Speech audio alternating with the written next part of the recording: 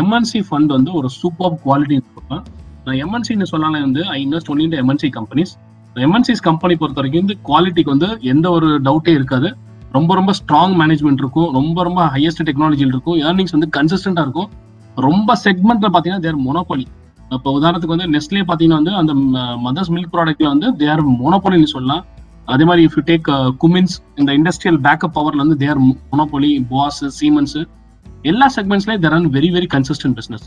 So MNC பொறுத்த வரைக்கும் வந்து யூஸ்வல் கேரக்டரிஸ்டிக் பாத்தீங்கன்னா வைட் மோட் அட்வான்டேஜ். அதாவது ஒரு செக்மெண்ட்ல பாத்தீங்கன்னா காம்படிட்டர் வந்து காம்படிஷனை வந்து அதிக மார்க்கெட் ஷேர் வந்து இவங்க தான் வச்சிருப்பாங்க. ஒரு 70-80% மார்க்கெட் ஷேர் வச்சிருப்பாங்க. என்ன ரீசன்னா பிகாஸ் ஆஃப் த டெக்னாலஜினால they can produce a product for the lower cost and also superior quality. So இந்த மாதிரி வர்றப்போ வந்து சின்ன சின்ன பிளேயர் வந்து வித் ஸ்டாண்ட் பண்ண முடியாது எம்என்சிக்கு முன்னாடி. ஸோ அந்த ஸ்டேஜ்ல வந்து they have very good and management டவுட்டே கிடையாது. எம்என்சினாலே there is a super management சொல்லலாம். அண்ட் ரிட்டர்ன் ஆன் ஈக்விட்டி வந்து ரொம்ப ரொம்ப ஹையா இருக்கும். மெனி எம்என்சி கம்பெனிஸ் கன்சிஸ்டன்டா மோர் தென் 15-20%, 20% வரலாம் ரிட்டர்ன்ஸ் கொடுத்துருக்காங்க.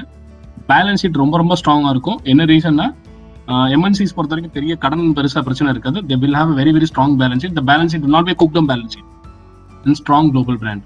So whatever a stock should have a characteristics in terms of long term investment, everything you will find it in a MNC's companies. So what ICICI mutual fund does nu pathinga vandu I'll segregate the stock into 3 segment. MNCs vandu 3 segment ana segregate பண்ணுவேன். one vandu Indian MNCs, so which means an Indian companies having business operations across the world but listed only in India. இது வந்து Indian MNCs னு சொல்றோம். India multinational companies listed in India, then other second category என்னன்னா foreign companies having business across the world and business operations in also in India, but also it is listed in India. So foreign companies listed in India அந்த stock வந்து foreign MNC னு சொல்றோம். global MNCs கூட invest பண்ணுவோம். அதாவது global companies, அதாவது globally having business across the world at the same time அது வந்து இந்தியால லிஸ்ட் ஆகல, ஆனா மற்ற ஸ்டாக் எக்ஸ்சேஞ்சில் இன்வெஸ்ட் ஆயிருக்கு. அதுல கூட we invest. So which means we can also invest into foreign stocks. So இந்த போர்ட்ஃபோலியோ வந்து ஃபாரின் ஸ்டாக்ஸ் இன்வெஸ்ட் பண்றப்ப 35% மேல எக்ஸீட் ஆக மாட்டோம் பிகாஸ் ஆஃப் டாக்ஸஸ்னால. Currently we are holding only 20% overseas stocks. So we invest in Indian MNC, multinational companies listed in India and foreign stocks. So Indian MNC ன்றப்ப examples பாத்தீங்கன்னா Cipla, Infosys, Hindalco, Tata Motors, Wipro, இப்போ these are the Indian MNCs. And if you see want to know what is MNC listed in India பாத்தீங்கன்னா it's a Procter & Gamble, your Grindwell Norton, United Breweries, Cummins, Siemens, Bosch. These are the MNC companies is also listed in India. And global MNC பாத்தீங்கன்னா there are many companies, Google, Amazon, Netflix, Caterpillar, Bank of America. So all these companies is not listed in India, but இந்த operations வந்து across the world இருக்கு. So இந்த மாதிரி ஸ்டாக்ஸ்ல invest பண்ணுவோம். So today if you see my portfolio, the portfolio பாத்தீங்கன்னா வந்து ஒரு MNC இண்டெக்ஸுக்கு eyebrow MNC ஃபண்டுக்கு வந்து போர்ட்ஃபோலியோ அப்படியே ரெப்ளிகேட் ஆகாது. Portfolio will be slightly different and this portfolio will be highly diversified. இப்போ நிஃப்டி MNC இண்டெக்ஸோட டாப் 10 ஸ்டாக்ஸோட வெயிட்டேஜ் பாத்தீங்கன்னா 65% இருக்கும். whereas ஐப்ரோ MNC ஃபண்டோட டாப் 10 ஸ்டாக்ஸோட வெயிட்டேஜ் பாத்தீங்கன்னா வெறும் 38.4%. The portfolio is well diversified and இதுல இருக்க கம்பெனிஸ் எல்லாமே வந்து நீங்க எந்த கம்பெனி வந்து ஒரு மிஸ்டேக் ஃபைண்ட் அவுட் பண்ண முடியாது. சூப்பர் குவாலிட்டி கம்பெனிஸ் சொல்லலாம். எப்பவுமே ஒரு எக்ஸ்பென்சிவ் டைம்ல ஒரு மார்க்கெட் சீப் பீக் டயத்துலயும் சரி, அதே மாதிரி ஒரு கிரைசிஸ் வர்றப்ப குவாலிட்டி கம்பெனிஸ் நெவர் ஃபெயில்ஸ்னு ஒரு வேர்ட் இருக்கு ஆக்சுவலா. So where this is very very suitable.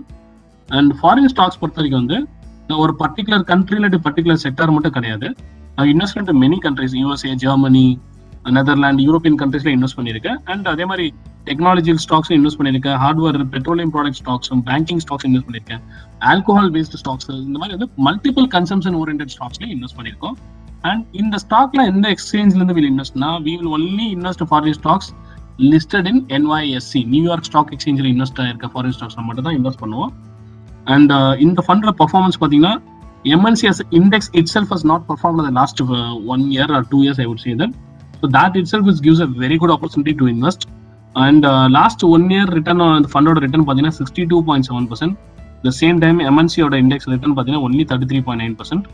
Nifty peer average பாத்தீங்கன்னா 45%. So the fund since 2.5 years அது launch ஆகி அதுல இருந்து பாத்தீங்கன்னா வந்து at every moment the fund is giving return higher than the benchmark as well as higher than the peer group average also.